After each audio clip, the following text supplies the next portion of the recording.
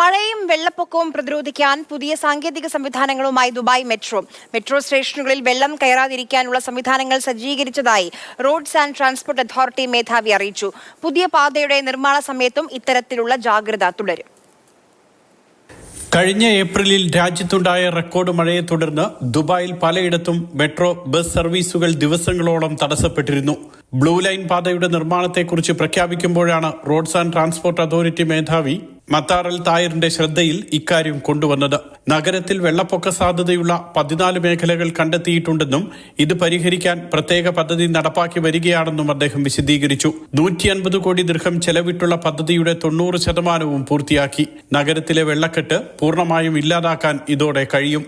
വെള്ളപ്പൊക്കം ബാധിച്ച മെട്രോ സ്റ്റേഷനുകൾക്കു ചുറ്റും വെള്ളം കയറാതിരിക്കാനുള്ള സംവിധാനം തയ്യാറാക്കിയെന്നും മത്താർ അൽ തായർ വിശദീകരിച്ചു.